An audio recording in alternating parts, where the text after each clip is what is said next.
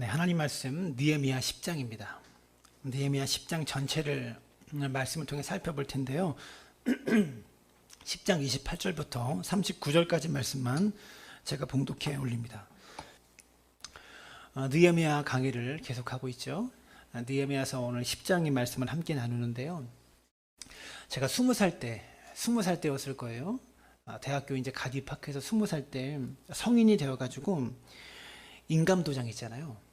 인감도장을 잘못 찍어서 부모님한테 엄청 혼났던 적이 있습니다. 이 인감도장이 어떤 건지 네가 아냐 그러면서 엄청 혼났어요. 아무튼 그때 처음 알았습니다. 이 인감도장이라는 것은 함부로 찍으면 안 되는 거구나. 그걸 그때 처음 알았어요. 그리고 인감도장 찍으면 잘못 찍으면 어떻게 되는지 부모님께 혼나면서 그때 처음 알았습니다. 그래서 깨달았죠. 고등학교를 졸업하고 처음 만든 도장이었으니까 도장은 신중하게 찍어야 되고 그 도장을 찍는 내용이 무엇인지를 잘 읽어보고 알아보고 찍어야 된다는 것을 처음 알았어요. 근데 요즘은 도장을 찍기보다는 서명을 많이 하고 스마트폰이 이렇게 문화가 되어서 뭐 개인정보에 동의를 한다든가 동의 버튼을 누르는 것으로 서명을 대신하고 있는 시대가 되었지만 여전히 중요한 계약이나 큰 돈이 왔다 갔다 하는 중요한 계약을 할 때는 도장을 찍어 가지고요, 내가 거기에 동의합니다, 약속합니다 라는 의미로 문서를 서로가 한 장씩 이렇게 보관하고 있잖아요. 그런데 이런 문서에 이런 계약서가 성경에도 등장합니다. 우리가 지난주에 함께 살펴보았듯이 느헤미야 9장 마지막 부분에 나와 있습니다. 이스라엘 백성이 하나님 앞에 결단할 때 8장에서 말씀 성회를 열고 9장에서 그 모든 죄를 회개하면서 앞으로는 이렇게 살겠습니다라고 결단한 내용들을 도장을 찍죠. 그래서 임봉을 해서 보관했다고, 성전에서 보관했다고 그렇게 기록하고 있습니다. 이스라엘 백성은요, 예루살렘 성벽이 다 무너진 채로 그렇게 살다가 느헤미야가 돌아와서 52일 만에 성벽 재건공사를 완성하였습니다. 에스라 예루살렘 성벽을 완성한 후에 수문학 광장에 모여서 에스라를 초청해서 말씀을 듣고 집으로 돌아갔는데, 그렇게 22일 만에 집으로 돌아갔는데, 여러분 한 달 동안 이렇게 일을 못하고 부흥회를 했으면 어떻게 돼요? 빨리 일하러 가야 되잖아요. 근데 일자리로 돌아가지 않고 어떡합니까? 집에 붙어서 회개해요. 자신의 죄가 보이니까, 집에 들어가서도 말씀이 자꾸 생각나니까 나의 죄된 마음이 보이는 거예요. 그래서 도저히 일을 나갈 수가 없는 거예요.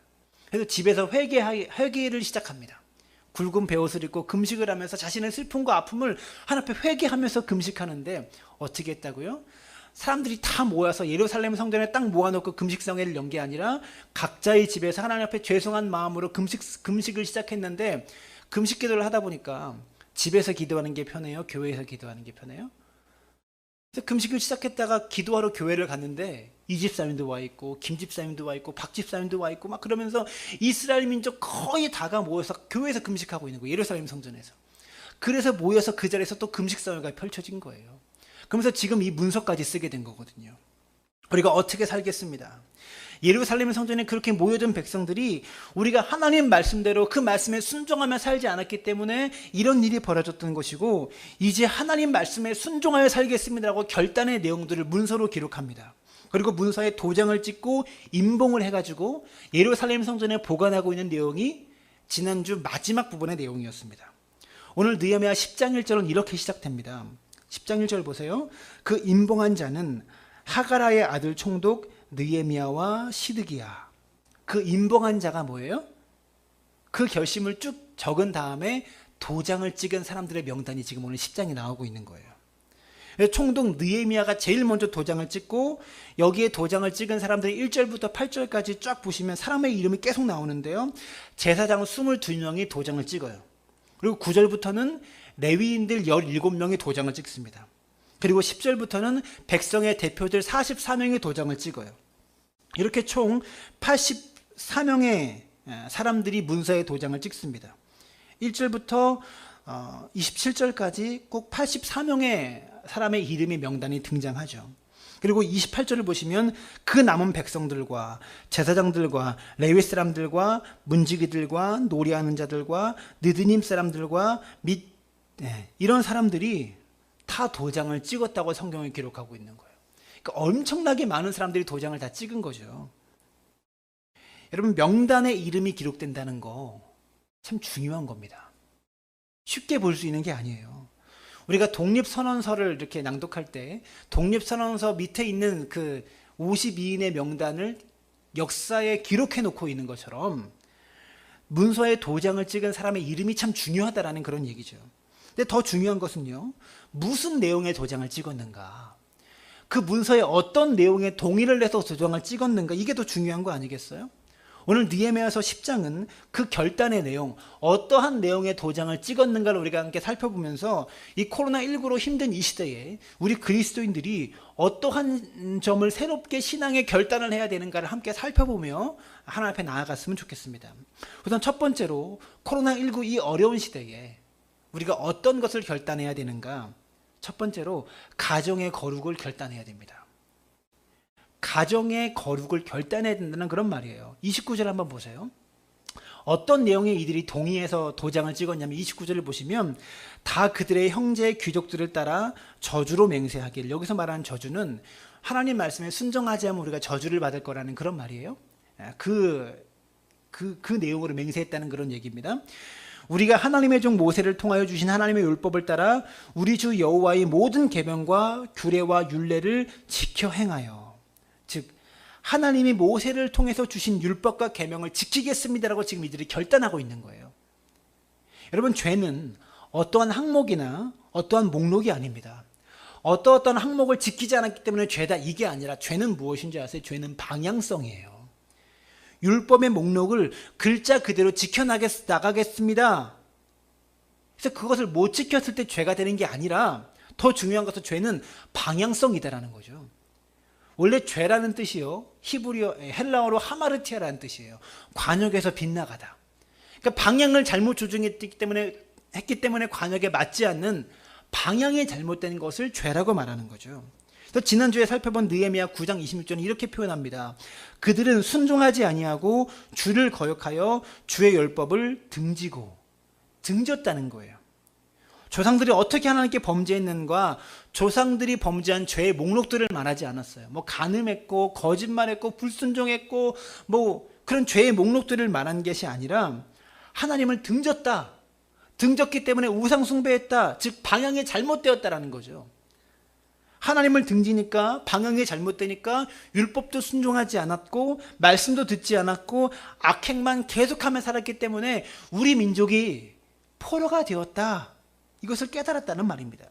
그래서 우리가 방금 읽은 29절 말씀에 우리 주 여호와의 모든 계명과 규례와 율례를 지켜 행하겠다라고 결단한 겁니다.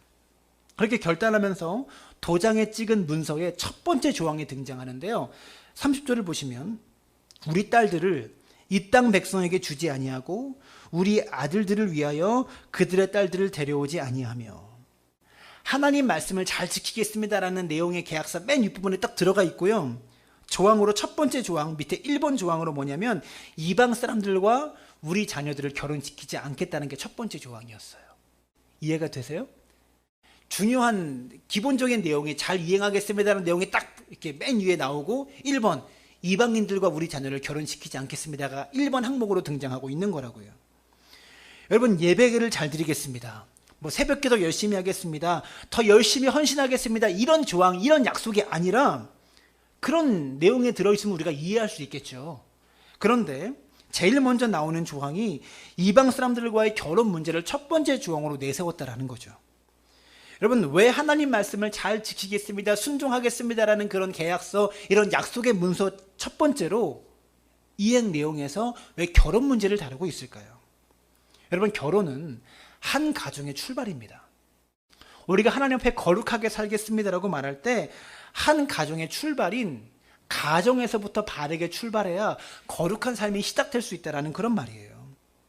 이스라엘 백성들은 하나님의 뜻대로 자신들이 살겠습니다, 말씀에 순종하며 살겠습니다라고 결단할 때 제일 먼저 무엇이 필요했다는 거예요? 가정의 거룩이 필요했다는 거예요. 가정이 거룩하고 가정이 하나님 앞에 바로 서지 않으면 말씀대로 말씀에 순종하며 살 수 없다는 것은 이들이 알았기 때문에 그렇다는 거죠. 내 삶의 본질이, 내 삶의 가장 기초적인 것이, 내 인생을 구성하는 가장 근본이라고 할 수 있는 가정이 하나님 앞에 거룩하게 세워지지 않는다면 하나님이 원하시는 삶을 살 수 없기 때문에, 그래서 가정에서부터, 가정의 첫 출발인 결혼부터 거룩하게 되어지기를 이들은 원하고 있다는 그런 말이죠. 그런데 30절은 가정의 첫 출발인 결혼에서 이방 사람들과 우리의 자녀들을 결혼시키지 않겠습니다라고 결단하고 있습니다. 왜 그랬을까요? 이스라엘 백성들이 처한 가장 첫 번째 문제가, 가장 큰 문제가 이방인들과의 무분별한 통혼 문제였습니다. 이방인들과 무분별하게 이스라엘 사람들이 결혼했기 때문에 이 모든 문제가 벌어진 거예요. 2차 포로기한 때도 에스라가 이 문제를 지적하면서 이스라엘을 개혁하려고 했었고요. 느헤미야도 지금 이 문제를 개혁하고 싶은 거예요. 그러면 이렇게 이방 사람들과 통혼을 금지하는 목적이 무엇이었겠습니까? 이방인들과의 결혼하지 말아라라고 결혼을 금지시키는 목적이 무엇이었겠어요? 이스라엘 다일민족 국가라는 순수한 통을 지켜내는 것이었을까요? 그게 아니었어요. 이방인들과의 통혼을 금지하는 이유는요, 이스라엘 민족의 영적 순결성을 지키기 위함이었습니다. 이미 수백 년 전부터 하나님이 이스라엘 민족에게 명령하신 거예요. 신명기 7장 3절을 볼까요? 7장 3절과 4절인데요. 이렇게 말해요. 또 그들과 혼인하지도 말지니 내 딸들을 그들의 아들에게 주지 말 것이며 그들의 딸도 내 며느리로 삼지 말 것은 그가 내 아들을 유혹하여 그가 여호와를 떠나고 다른 신들을 섬기게 하므로. 즉 이방인과의 결혼이 하나님을 떠날 수밖에 없도록 유혹한다라는 거예요. 여러분, 이 말씀을 보면 이방인과 왜 결혼하지 말라는 거예요? 순수 혈통을 지키기 위해서 결혼하지 말라는 겁니까? 아닙니다. 영적인 순결을 지키기 위해서 이방인과 결혼하지 말라는 거예요. 하나님이 모든 이방인과의 결혼을 금하신 게 아니에요. 모든 국제 결혼을 하지 말라고 말씀하신 게 아닙니다. 하나님이 선택한 선민이 이방인과 통혼을 합니다. 그럼 어떻게 됩니까? 이방인과 결혼해서 그 이방인이 섬기던 우상을 자기 집에 가지고 들어오게 되는 거예요. 그래서 하나님도 섬기고 이방의 우상도 섬기는 그런 가정이 되어버린다는 것이죠. 룻기를 보면 룻이라는 여인은 모압 여인입니다. 이방 여인이에요. 이스라엘 사람이 아니에요. 근데 이스라엘 신앙 공동체 안으로 들어와서 이스라엘 남자였던 보아스와 룻이 결혼을 합니다. 그래서 다윗의 증조 할머니가 되었고요. 예수님의 족보에 이방 여인이 들어가게 돼요. 왜 그렇습니까? 룻은 이방 사람이었지만 그에게는 분명한 신앙 고백이 있었어요. 어머니의 백성이 나의 백성이 되고 어머니의 하나님이 나의 하나님이 되실 겁니다. 이 분명한 신앙 고백을 하면서 이방 사람이 이스라엘 민족 문화 안으로 들어왔다는 거죠. 우상을 버리고 이스라엘 안으로 들어와서 보아스와 결혼했다는 겁니다. 즉 성경에서 이방 사람과 결혼하지 말라는 것은 안 믿는 사람과 결혼하면 무조건 안 된다, 그건 죄다, 이런 게 아니라 그만큼 하나님을 등지는 우상 숭배가 나쁜 것임을 말하고 있는 거예요. 유혹이 크다라는 거죠. 하나님을 떠난 유혹이. 하나님의 의도와 하나님의 중심을 우리가 볼 줄 알아야 된다는 겁니다. 지난 시간에 살펴봤지만 이스라엘 민족이 회개 기도를 하면서 이스라엘 역사를 지금 훑으면서 다 회개 기도했습니다. 하나님이 갈대아 우르라고 하는 우상 숭배의 땅에서 아브라함을 끄집어내셔서, 우상 숭배가 가득한 그 땅에서 아브라함을 선택하셔서 그를 끄집어내셨습니다.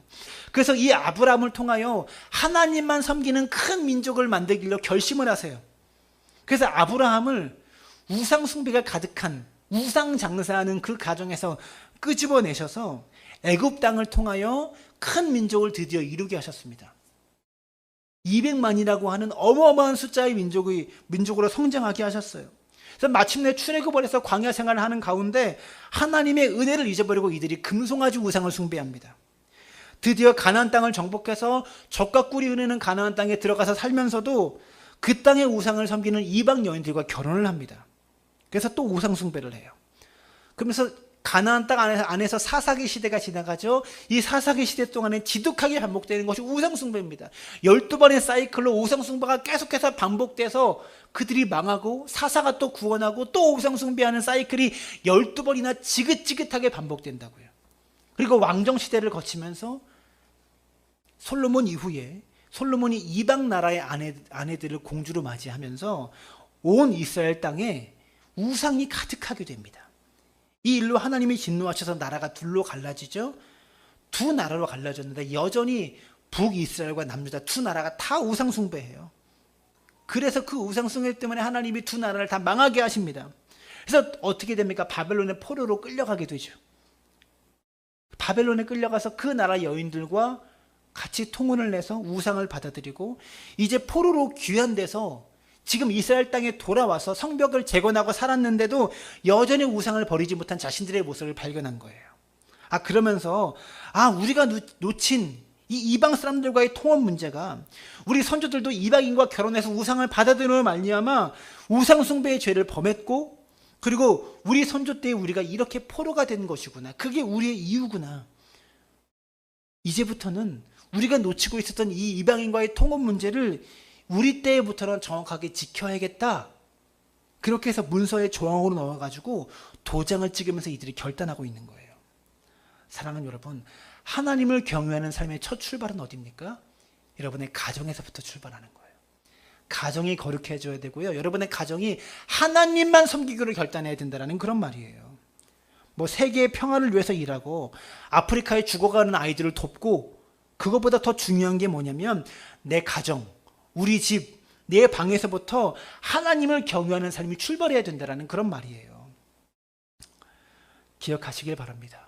나와 내 집은 여호와만을 섬기겠노라. 이런 결단을 하는 믿음의 사람들 되시기를 주님의 이름으로 축원합니다. 두 번째로 이스라엘 백성들이 무엇을 결단했는가? 하나님 앞에서 우리의 시간을 거룩하게 쓰겠습니다라고 결단합니다.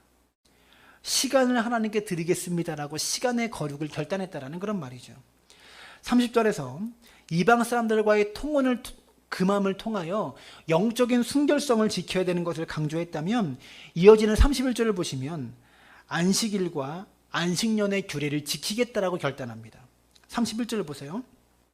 혹시 이 땅 백성이 안식일에 물품이나 온갖 곡물을 가져다가 팔려고 할지라도 우리가 안식일이나 성일에는 그들에게서 사지 않겠고 일곱째 해마다 땅을 쉬게 하고 모든 빚을 탕감하리라 하였고 31절에 안식일이라는 단어가 나오고 일곱째 해마다라는 표현이 나오죠. 이게 안식년을 의미하는 말인데요. 이스라엘 백성이 도장 찍은 내용의 두 번째가 뭐냐면 안식일을 잘 지키겠습니다. 안식년도 지키겠습니다. 이런 내용의 도장을 찍었다는 그런 얘기입니다. 먼저 안식일을 살펴보면 이 땅 백성이 안식일에 물품이나 온갖 곡물을 가져다가 팔려고 할지라도 우리가 안식일이나 성일에는 그들에게서 사지 않겠고 이렇게 말하고 있잖아요. 어느 순간부터 이스라엘 백성들이 안식일을 안 지키게 된 거예요. 안식일을 범하게 된 거예요. 어느 순간부터 나의 유익과 나의 편리함을 위해서 원래 유대인들은 안식일에 물건을 사고 팔면 안 되는데 이방인들이 물건을 사고 팔 때 이스라엘 백성은 팔지 않지만 이방인들이 물건을 사고 팔 때 자기도 가서 편하니까 사고 팔게 되는 이런 일이 펼쳐졌다는 거죠. 무분별하게 이방인들에게 물건을 사왔었다는 그런 얘기입니다. 그런데 이것이 안식일을 바르게 지키는데 잘못된 요인으로 그들에게 작용하게 된 거죠. 그래서 안식일에는 이방 사람에게도 물건을 사고 팔지 않겠습니다. 이렇게 결단하고 있는 거예요. 즉 안식일에 하나님을 유익하게 하는 것 외에 나의 유익과 나의 즐거움과 나의 편리함을 위해서 내 시간을 마음대로 쓰지 않겠습니다. 이렇게 결단하고 있다는 거죠. 여러분 주일 성수도 주일 성수의 정신도 안식일의 정신과 똑같습니다. 여러분 주일에 무엇을 사고 팔고 어디를 가고 안 가고 이게 무슨 문제가 되겠어요. 그러나 어떤 중심을 여러분이 놓치면 안 되냐면 하나님 앞에 바르게 주일 성수하는 기준을 2순위로 제껴버리고 내 만족과 내 유익과 내 즐거움을 위해서 1순위로 주일을 내 시간을 사용하면 안 된다는 거예요. 바르게 주일을 하나님을 위해 쓰는 것을 제껴버리고 1순위로 내 만족과 내 유익과 내 즐거움을 위해서 이 주일이라는 시간을 사용해서는 안 된다는 거죠. 무언가를 사고 어딘가를 가는 게 문제가 되는 게 아니라 주일이라는 시간의 중심을 우리가 잃어버리면 그게 문제가 되는 거예요. 그래서 그리스도인들은 최소한 주일만큼은 어떤 것을 포기하고 내가 어떤 것을 지켜내야 될 것인가에 대한 스스로의 고민과 정리가 필요하다는 거예요. 이건 목사가 내려주는 게 아니에요. 여러분들이 정해야 되는 거예요. 어떤 것을 포기하고 내가 어떤 것을 지킬 것인가에 대한 고민과 정리가 되어 있는 성도가 믿음을 지킬 수 있어요. 근데 많은 성도들이 이 정리를 안 해요. 항상 기준이 뭐예요? 시간에 여유가 있으면 교회에 가는 거고요. 여유가 없으면 내 바쁜 일 먼저 처리하는 이런 식의 주일 성수가 되어버렸어요. 그건 아니라는 거죠. 주일에 어디 갈 수 있습니다. 일할 수 있습니다. 그것으로 천국과 지옥이 결정되지 않아요. 그러나 일주일에 6일은 내 마음대로 내 뜻대로 막 살다가 이 주일 하루 그 한 시간도 나 먼저고 내 뜻 먼저고 내 즐거움 먼저고 내 이익 먼저인 이런 생각으로 주일의 개념이 여러분에게 박혀 계시다면 그건 문제가 되는 겁니다. 여러분, 죄는 항목이 아니라 방향이라고 했습니다. 주일날 나왔냐 안 나왔냐, 인터넷으로 예배를 드리는데 이 자리에 앉아있냐 안 앉아있냐, 이게 중요한 게 아니라 주일에 여러분의 삶의 방향과 여러분의 인생의 방향이 하나님을 향해 있는가, 이게 중요하다라는 거예요. 여러분, 창세기 2장 3절을 보시면 이렇게 말합니다. 하나님이 그 일곱째 날을 복되게 하사 거룩하게 하셨으니. 잘 보시면 이 날을 복되게 하셨고 거룩하게 하셨대요. 이 말은 무슨 말입니까? 다른 날과 다른 6일과 일곱째 날을 구별하셨다는 거예요. 구별하셨다. 출애굽기 20장 11절을 보시면 이렇게 말해요. 이는 엿새 동안에 나 여호와가 하늘과 땅과 그 바다 가운데 모든 것을 만들고 일곱째 날에 쉬었음이라. 우리는 안식일을 이렇게 생각합니다. 하나님이 6일 동안 일하시고 일곱째 날에 쉬셨다. 맞습니다. 하나님이 7일째 되는 날에 쉬셨습니다. 그런데 왜 이 7일째 되는 날에 쉬셨을까요? 왜 일곱째 날에 쉬셨을까요? 그 이유는 이 날을 구별하시기 위해서 쉬신 거예요. 여러분, 저와 여러분이 하나님 앞에 구원받았습니다. 구원받았다는 말이 다른 말로 무슨 말입니까? 구별되었다라는 거죠. 구원받은 성도는 이 죄악된 세상에서 구별된 거예요. 여러분, 죄악된 세상에서 구별되었더니 우리가 어떻게 됐어요? 거룩한 백성이 되었습니다. 거룩한 백성이 되었더니 또 어떤 일이 펼쳐져요? 복을 받습니다. 주일도 똑같은 거예요. 하나님이 주일을 구별하셨더니 이 주일이 거룩하게 되었고요. 주일이 거룩하게 되었더니 하나님이 복에 임했대요. 복된 날이라고 말하잖아요. 여러분, 그래서 구별됨이 거룩함이고요. 구별됨이 복된 겁니다. 그래서 7일째 되는 날이 구별된 날이고 거룩한 날이고 복된 날이 된다는 거죠. 이사야서 56장 2절은 이렇게 말합니다. 안식일을 지켜 더럽히지 아니하며 그 손을 금하여 모든 악을 행하지 아니하여야 하나니 이와 같이 하는 사람, 이와 같이 굳게 잡는 사람은 복이 있느니라. 안식일을 구별하여 굳게 지키는 사람이 복이 있다라고 말합니다. 하나님, 왜 그래요? 하나님이 이 날과 다른 날을 구별하셨거든요. 그래서 이 날이 복된 날이 되었습니다. 그런데 이 날을 우리도 구별할 줄 알면 복이 우리에게도 임한다라는 그런 얘기예요. 저는요, 우리 성도님들 모두가 이 안식일을 구별할 줄 아는, 주일을 구별할 줄 아는 믿음의 사람들 되시기를 주님의 이름으로 축원합니다. 아까 말씀드렸지만 주일에 어디 갈 수 있어요. 주일에 일할 수 있습니다. 괜찮습니다. 그것 때문에 천국과 지옥이 갈라지지 않는다고요. 문제는 무엇이냐면 이 날이 여러분들에게 구별된 날이냐 아니냐가 문제예요. 오늘날 우리가 살고 있는 시대에 많은 성도님들이 더 이상 주일을 구별하지 않습니다. 다른 날과 주일을 똑같이 취급해요. 그저 교회 왔다 갔다 할 뿐이지 주일을 하나님께서 구별하신 날이다 이렇게 생각하며 살지 않는다고요. 정말로 주일이 하나님께 구별된 날이라고 생각된다면 주일날 예배를 드렸기 때문에 다른 시간들은 내 마음대로 쓸 수 있다라는 게 아니라 오늘 하루는 내가 주를 위해 살겠습니다. 오늘 하루만큼은 내가 주님을 늘 생각하며 살겠습니다. 그렇게 주일과 다른 날을 구별할 줄 아는 그런 사람이 진짜 복된 사람이라는 말입니다. 그런 의미에서 우리는 자꾸 주일날 일을 하냐 안 하느냐 이 문제에 집중할 것이 아니라 주일날 어디에 가느냐 안 가느냐 이 문제에 집중할 것이 아니라 진짜 중요한 문제는 내가 이 날을 다른 날과 구분하고 있는가, 구별하고 있는가, 여기에 대해서 자신을 돌아볼 줄 알아야 된다는 그런 말이에요. 여러분, 우리가 이 주일을 구별하고 있다면 어떻게 됩니까? 미리 이 날을 준비하죠. 주일이 돌아오는 것을 미리 준비합니다. 그리고 미리 계획을 세웁니다. 구별했기 때문에 미리 계획을 세워요. 누가 친구를 만나야 될 때 도저히 방법이 없어서 주일밖에 만날 수가 없어요. 이날밖에 없어요. 그러면 만날 때는 만나더라도 준비합니다. 친구를 만나더라도 이 날이 주님을 위한 날이지, 이 마음을 항상 마음속에 놓치지 않아요. 이 주일만큼 마음이 항상 하나님을 향하도록, 마음이 항상 교회를 향하도록 미리 준비할 줄 안다는 그런 말이에요. 모임을 가져야 되는데 어떻게 하다 보니까 꼭 이 주일날 모임을 가져야 되는 그런 상황입니다. 사람이 살다 보면 그런 날이 있을 수 있어요. 그러면 이 날을 어떻게 해서든지 하나님 앞에 나와서 예배할 수 있도록 몸부림치면서 준비한다는 말이에요.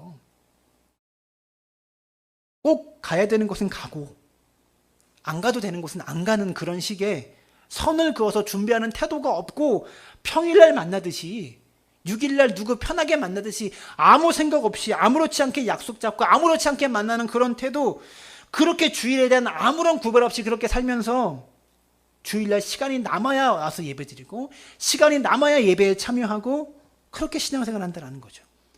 주일날 뭘 해야 된다 말아야 된다는 문제가 아니라 여러분의 삶의 방향성의 문제라고요. 주일에 대한 구별된 인식의 문제라는 것이죠. 저는 한국교회가 지금 많은 위기를 겪고 있지만 가장 큰 위기가 무엇이냐? 더 이상 주일을 거룩하게 지키지 않는다는 것이 문제입니다. 주일에 대한 구별이 없어요.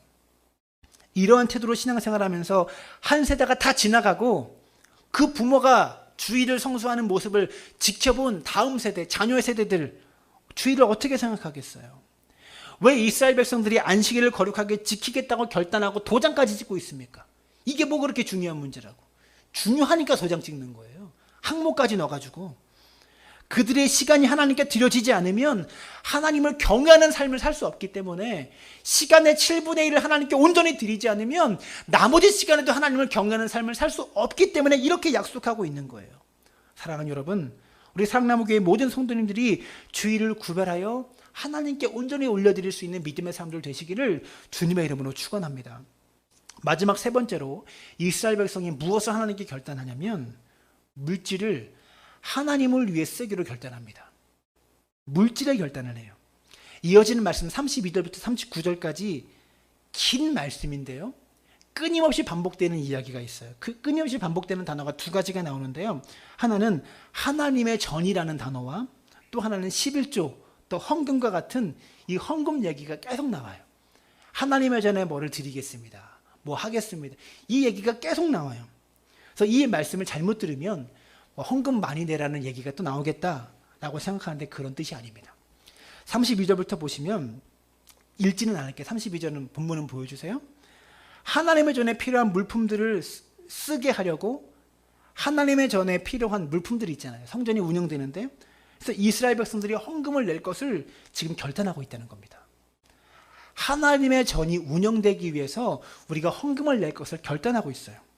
이어지는 34절과 35절을 보시면 여호와의 전에다가 나무를 갖다 바치기로 결단합니다. 하나님 앞에 그 당시 제사가 불태워 드리는 제사였잖아요. 하나님의 전에서 바른 제사가 드려지기 위해서 우리가 나무를 하나님의 전에 드리겠습니다라고 결단해요. 또 36절부터 37절까지 말씀은 가축의 처음 난 것들과 처음 익은 곡물과 열매들을 바쳐서 제사장들이 먹게 하겠다고 결단하고요.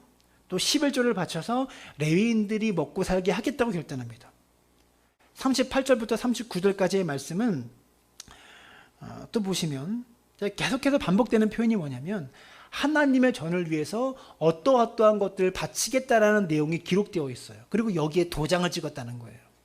그러니까 이 말씀은 하나님의 전을 위해서 헌금을 많이 내라라는 의미로 얘기하고 있는 게 아닙니다. 11조라는 용어 때문에 우리가 헷갈려서 그렇지, 구약 성경에서 이행했던 율법이 그대로 지금 우리 신약에 지켜지지 않아요. 이 말씀을 잘 이해하셔야 합니다.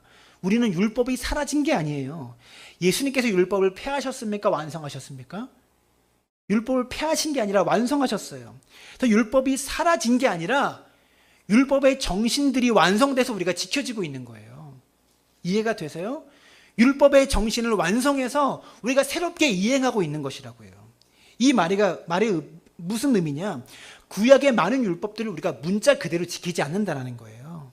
예를 들어서 음식을 핏째 먹지 말라, 그랬으니까 선지해장국 먹으면 안 되겠다, 그런 게 아니라는 거예요. 스테이크에서 피가 철철 떨어지는데 우리가 잘 먹잖아요. 왜 율법에 나온 대로 그리고 지키지 않습니까? 율법의 정신을 지키면 되는 거지, 율법을 항목 그대로 조항 그대로 지키는 게 아니라고요. 그래서 11조라는 헌금도 율법의 문자 그대로 지키는 게 아닙니다. 이걸 이해하셔야 돼요. 11조는 무엇을 지키는 겁니까? 11조의 정신을 가져와서 우리가 지키고 있는 거예요. 이해가 되세요? 구약에서는 11조만 해도 3년에 한 번씩 구제의 11조를 드렸어요. 구제 헌금을 위한 3년 전체의 소득을 11조로 드렸다고요. 10분의 1을. 근데 우리가 지금 구제의 11조를 드리고 있습니까? 안 드리잖아요. 그러니까 율법을 조문으로 항목으로 그렇게 글자 그대로 지키지 않는다고요. 단지 그 율법의 정신을 우리가 지키고 있을 뿐이지. 그래서 우리가 문구를 11조 헌금이라는 문구를 쓰고 있기 때문에 구약의 11조와 똑같은 개념을 자꾸 생각하고 있다는 거죠. 우리가 지금 내고 있는 11조 헌금들은 구약의 11조와 다릅니다. 성도님들 가운데 10분의 1을 안 하는 분도 계시고 10분의 1 이상 하는 분들도 있어요. 무엇이 다른가? 정신을 지키고 있는 11조라는 거예요. 항목 그대로 지키는 11조가 아니라. 그럼 그 정신이 무엇입니까? 방금 읽었던 말씀에 등장한 것처럼 교회를 돌보고 교회를 운영하고 구제를 위한 목적으로 11조를 하고 헌금을 하는 것이지, 그게 11조의 목적과 정신이라는 말이에요. 그래서 여러분들이 항목, 조항을 지키는 게 아니라 이 정신을 지키려는 태도가 성도들에게 마땅히 필요한 태도라는 거죠. 오늘날 교회는 11조와 같은 헌금을 통해서 교회를 운영하고 구제를 하는데 그 헌금을 사용하고 있습니다. 그래서 목적을 가지고 있죠. 선교의 목적을 가진 선교 헌금, 구제의 목적을 가지고 있는 구제 헌금, 이런 식으로 헌금의 사용 목적을 붙여둔 거예요. 목적이 없는 헌금도 있죠. 감사 헌금이라고 감사의 제목들을 담아서 하나님께 드리는 그런 헌금도 있습니다. 그럼 우리가 교회에서 세례를 받을 때 있잖아요. 첫 교회, 사랑나무 교회 성도가 세례를 받아야 사랑나무 교회 성도가 되는 거잖아요. 세례 받는 사람들이 공통적으로 약속하는 세례 문답이 있어요. 앞에서 집례자가 이 문답에 아멘하는 사람들, 6가지 항목에 아멘하는 사람들에게 세례를 주는데요. 어떤 항목이 있냐면, 형제와 자매들은 성경을 읽고 기도하며 전도하고 헌금하기를 힘쓰며 주의를 거룩하게 지키며 교회의 모든 봉사에 충성하시겠습니까? 라고 물으면 아멘하고 대답한 사람에게 세례를 주게 되어 있습니다. 여러분, 헌금하기를 힘쓰라는 말이 무엇입니까? 이제 당신이 교회의, 사랑나무 교회 교인이 되었기 때문에 교회 운영에 같이 동참하십시오라는 그런 말이에요. 이렇게 교회 운영에 동참할 때 11조라는 이름으로 또 다른 여러 가지의 헌금에, 우리 교회는 헌금 봉투가 하나예요. 여러 가지가 아니죠. 이 헌금의 이름으로 운영에 함께 동참하는 거예요. 오늘 본문의 말씀으로 다시 돌아가서 생각해 보면, 이스라엘 백성들은 결단하면서 그 문서의 내용을 기록하고 도장을 찍으면서 인봉했는데, 그 문서의 전반부에는 자녀들을 이방인과 결혼시키지 않겠다고 도장을 찍었고요. 또 두 번째로 안식일을 바르게 지키겠습니다라고 도장을 찍었어요. 이 두 가지 결단에는 짧은 내용을 쓰고 3절밖에 할애하지 않고 33절부터 39절까지 긴 말씀을 통해서 그 문서의 결단의 내용의 많은 항목들이, 대부분의 항목들이 무엇에 할애되고 있는 거예요? 헌금에 할애되고 있어요. 왜 그럴까요? 왜냐하면 물질이라는 것이 우리 인생의 결과물이기 때문에 그렇습니다. 다시 말씀드립니다. 물질이 우리 인생의 결과물이에요. 시간이 우리 인생입니다. 예를 들어서 내 인생은 어떤 거예요? 내가 쓸 수 있는 시간이 얼마 남았는가가 내 인생이죠. 그게 내 인생인 거예요. 인생은 시간인데 그 시간을 사용한 결과물이 무엇입니까? 물질입니다. 우리 모두는 시간을 사용해서 일하고 있어요. 그 시간을 쓴 결과물로 물질이 우리에게 남아요. 내 시간의 결과인 물질을 가지고 내 인생의 주인이 하나님이십니다라고 고백하며 인정하는 방법으로 우리가 헌금을 하나님께 하는 거예요. 이 물질의 주인이 내가 아니라 하나님이십니다. 왜 물질의 주인이 내가 아니에요? 시간을 사용해서 물질을 벌죠. 그 시간 누가 주신 겁니까? 하나님이 주신 거예요. 하나님이 여러분에게 시간을 선물로 주셨기 때문에 여러분이라는 생명이 이 땅에 있는 거예요. 그 시간을 사용해서 우리가 물질을 버는 거예요. 그래서 이 물질이 내 것이 아니라 하나님의 것입니다라는 믿음의 고백, 표현 방법으로 헌금을 하고 있는 거라고요. 교회는 그 헌금을 가지고 교회 운영과 구제와 선교를 위해서 바르게 사용해야 됩니다. 그리고 이것을 여러분들이 지켜봐야 돼요. 교회가 잘 쓰고 있는가? 교회가 부자가 되려고 헌금하는 건 아닙니다. 여러분의 헌금과 목사와는 상관이 없어요. 교회의 사장이 목사가 아니에요. 여러분, 사업을 하면 그 사업에서 나오는 모든 돈, 이익금들을 사장이 다 가져가죠. 교회의 헌금을 목사가 다 가져가지 않아요. 목사는 교회에서 정해놓은 사례비, 월급과 같은 명목으로 사례비를 받아요. 여러분, 사장은 누굽니까? 월급 주는 사람이 사장이잖아요. 제 월급 누가 주는 거죠? 하나님이 주시지만 여러분이 헌금한 돈으로 주는 거예요. 그러니까 목사가 사장이 아니라 오히려 사장이 여러분이에요. 교회에서 늘 을의 위치에 있는 사람이 목사입니다. 이해가 되세요? 목사가 헌금 다 가져가는 게 아니라고요. 여러분, 초대교회를 생각해보면 초대교회 성도들이 은혜를 받게 되었을 때, 성령의 교회에 임하게 되어 성도들에게 임하게 되었을 때 그들이 농가 밭을 팔아가지고요, 사도들의 발 앞에 갖다 놓았습니다. 중요한 게 발 앞에라는 표현이에요. 이게 무슨 의미냐면 성경은 물질과 하나님을 겸하여 섬길 수 없다라고 이렇게 말합니다. 그만큼 물질이 우리 인생에 하나님이 되려고 하는 힘이 강해요. 물질을 벌어보면 물질이 내 인생의 주인이 되려고 하고 하나님이 되려고 하는 힘이 강하다고요. 그래서 발 아래에 가져다 놓았다는 표현이 참 중요한 거예요. 우리 성도님들이요, 그러니까 성도가 은혜를 받으면 어떻게 됩니까? 물질이 내 머리 위에 자꾸 올라가려고 하는데, 은혜를 받으면 내 머리 위에 있었던 물질이 발 아래로 내려온다고요. 우리 성도님들의 삶이 물질이 주인 되는 삶이 아니라 하나님의 주인 되시는 삶을 살아갈 수 있게 되기를 바랍니다. 물질을 발 앞에 놓고 살 수 있는 믿음의 사람들 되시기를 주님의 이름으로 축복한다는 거죠. 하나님이 물질을 많이 주시면 많이 주신 대로 헌금하세요. 많이 주시면 많이 헌금하십시오. 또 하나님이 물질을 적게 주는 사람도 있습니다. 그러면 적게 해도 괜찮아요. 집에 돌봐야 되는 가족들은 많고 버는 돈은 너무 적어서 살림이 너무 힘듭니다. 이런 성도님들 많이 계신 거 알아요. 여러분, 제가 여러분의 가정 사정을 모르겠습니까? 그런 성도님들에게 헌금 왜 안 했냐고 책망하지도 않고요, 하나님도 책망 안 하시고 목사도 책망 안 해요. 하나님은 이걸 묻는 겁니다. 지금 너의 삶의 주인이 누구냐? 이것을 여러분들에게 헌금을 통해서 묻고 있는 거예요. 액수의 많고 적음이 아닙니다. 적을 수 있죠. 하나님께 많이 드리고 싶지만 그럴 수 없는 사정도 압니다. 그게 중요한 게 아니라 지금 내가 먹고 살기 힘들다는 이유만으로 부양 가족이 많다고 허우적거리면서 나도 모르는 사이에 어느새 내 삶의 주인이 물질이 돼버리지 않았는가? 내 머리 꼭대기에 하나님이 아니라 물질이 앉아서 내 삶을 물질이 주관하려고 하고 있지는 않은가? 이것을 되돌아보라는 말입니다. 내 삶의 주인이 하나님이라는 믿음의 고백과 표현이 헌금이에요. 이스라엘 백성이 성벽이 무너져 있을 때 그들은 자기가 먹고 사는 문제에 너무 시급한 나머지 물질이 자신의 주인이 되어버린 거예요. 돈이, 먹고 사는 문제가 너무나 시급해서 돈이 자신의 인생의 주인이 되어버린 겁니다. 그래서 말씀 성회를 통해서 그들이 깨달은 거죠. 금식하고 회개하면서, 아, 그동안 물질이 내 삶의 주인이었구나. 그것을 깨달았기 때문에 지금부터 내가 버는 물질을 나를 위해서도 쓰지만 하나님을 위해서 쓴다는 것을 꼭 잊지 않겠습니다. 물질을 벌지만 하나님의 전을 위해서, 그리고 하나님을 위해서 드려야 된다는 이 사실만큼 내가 잊어버리지 않겠습니다 라고 결단하고 도장까지 찍고 있다는 거죠. 사랑하는 여러분, 헌금, 헌신 없이 헌금이 가능하지 않습니다. 그리고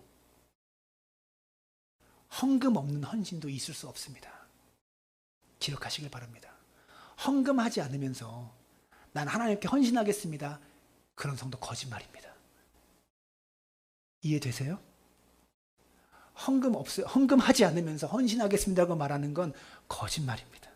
성경이 그렇게 말해요. 왜? 물질이 가는 곳에 마음이 가거든요. 말씀을 맺겠습니다. 하나님의 말씀이 구체적으로 지금 이스라엘 백성들에게 적용되고 있음을 알 수 있습니다. 하나님의 말씀은 뜬구름 잡는 이야기가 아닙니다. 은혜를 받고 결단하면서 삶에 구체적으로 적용해야 되는 게 하나님 말씀이에요. 실제적으로 삶이 바뀌는 겁니다. 이방 사람들과 결혼하지 않고 안식일을 제대로 지키고 하나님의 전을 위해서 헌금을 드리겠다라고 결단을 하면서 자기 이름을 새기고 도장을 찍고 임봉하면서 이 문서를 보관하고 있어요.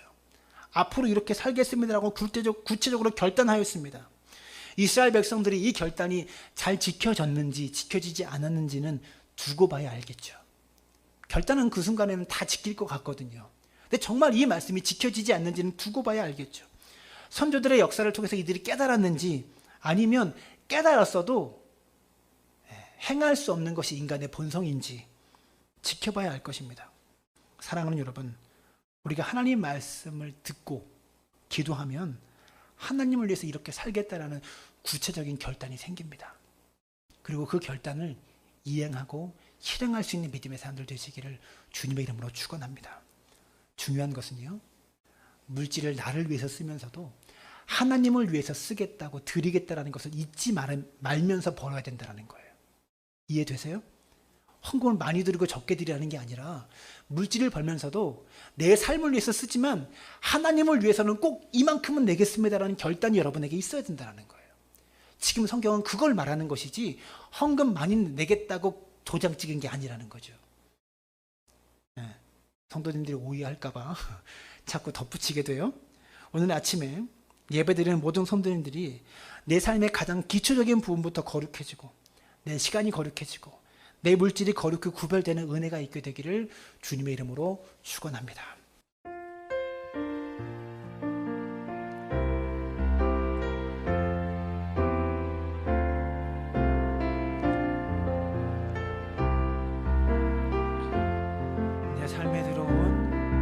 내 삶에 들어온 주님의 말씀이 내게 빛이 되시니 내 삶의 어두운 절망 가운데 소망 보게 하시네. 내 삶에 들어온 주님의 말씀 나를 인도하시니